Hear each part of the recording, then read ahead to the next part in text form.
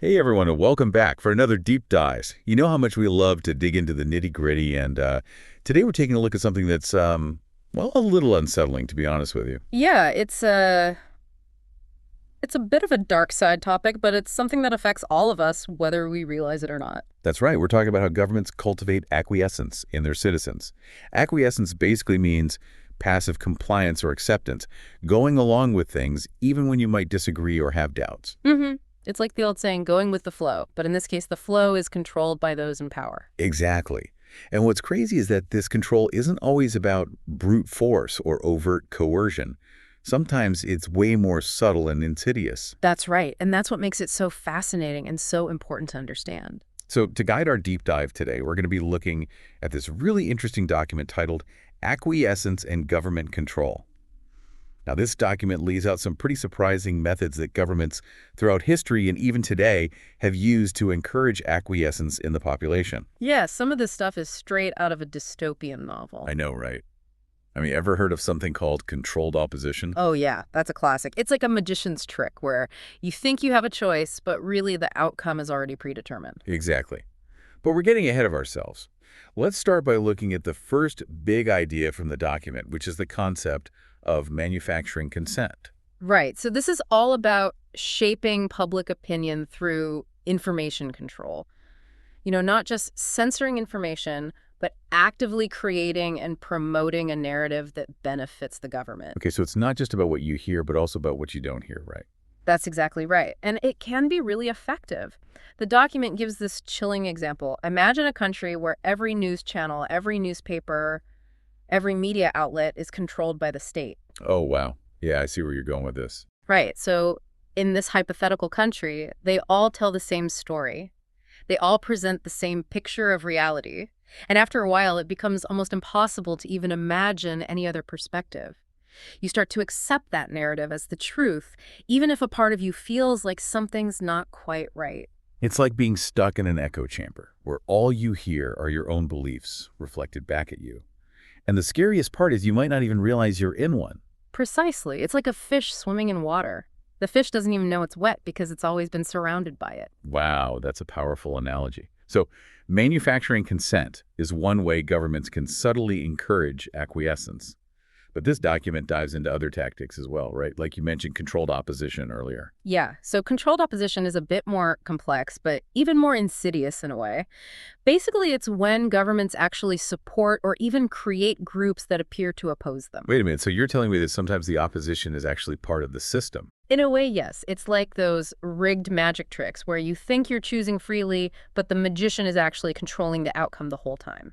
Okay, so how does this work in the real world? Can you give me an example? Sure. So the document uses the example of seemingly independent political parties that are secretly influenced or even funded by the ruling party. Oh, wow, I never thought of that. Right. So these opposition parties create the illusion of choice, the illusion of debate and dissent. But ultimately, they serve to reinforce the existing power structure because their actions are limited and controlled. So it's like a pressure valve almost, letting people vent their frustration without actually threatening the system. That's a great way to put it. It's all about maintaining the appearance of democracy while subtly controlling the boundaries of acceptable discourse. It really makes you wonder how much genuine choice we really have, even in systems that we consider to be democratic. Right. It's a question worth pondering for sure. Okay, so we've got manufacturing consent and controlled opposition. What other tactics does this document uncover? Well, let's talk about something that everyone loves to hate.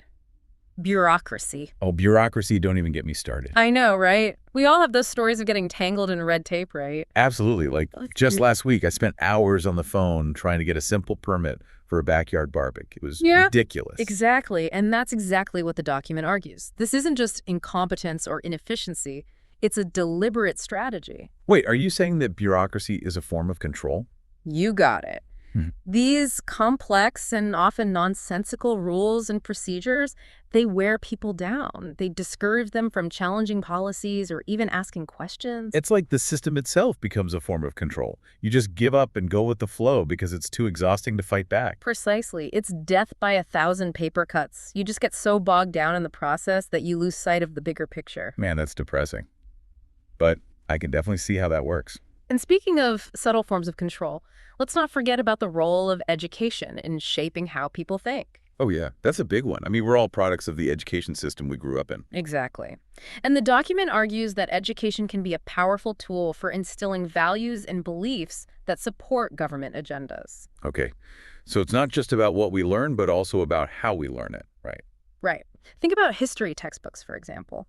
They often present a very selective version of events, emphasizing national achievements while downplaying or even ignoring anything negative or controversial.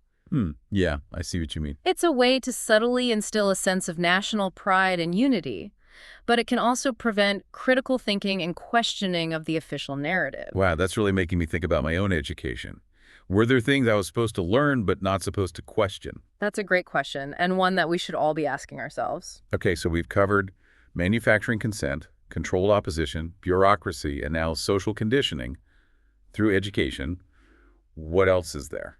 Well, we can't forget about the most overt method of control: fear and intimidation. Oh yeah, that's where things get really dark. Right. The document highlights the chilling effect of surveillance and repression. Think about the rise of facial recognition technology, social media monitoring the increasing ability of governments to track our every move. It's like Big Brother is always watching, even if it's not a literal Big Brother. Exactly. And this constant awareness of being watched can lead to self-censorship, a reluctance to express dissenting opinions, even in private.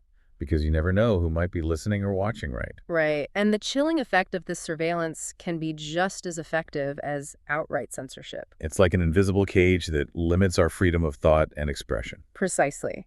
And it raises some really tough questions about how we balance the need for security with the preservation of individual freedoms in a digital age. Yeah, that's a whole other can of worms. Yeah.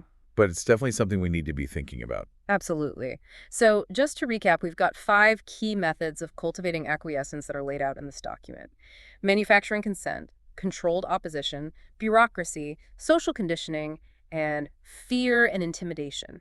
And what's really striking is that these methods often work in tandem. It's not just one thing. It's the cumulative effect of all of them that really creates a climate of acquiescence. Exactly. You might be exposed to a biased narrative in the media, then get frustrated and worn down by bureaucracy when you try to challenge it, and then ultimately decide it's safer to just keep your head down and go with the flow. It's like a web of subtle pressures that nudges you toward compliance even if you don't even realize it's happening. Right. And that's why it's so important to be aware of these tactics, to be critical thinkers, to question the information we're given and the systems we live under. Because even if we don't feel like we're being actively controlled, that doesn't mean we're truly free. Precisely. And that brings us to a final thought for you to ponder. What would it take to break free from these subtle forms of control? What would it take to build a society where critical thinking and dissent are not just tolerated, but actively encouraged? That's a great question, and one that I hope we'll all continue to explore. Thanks for joining us for this deep dive. We'll see you next time.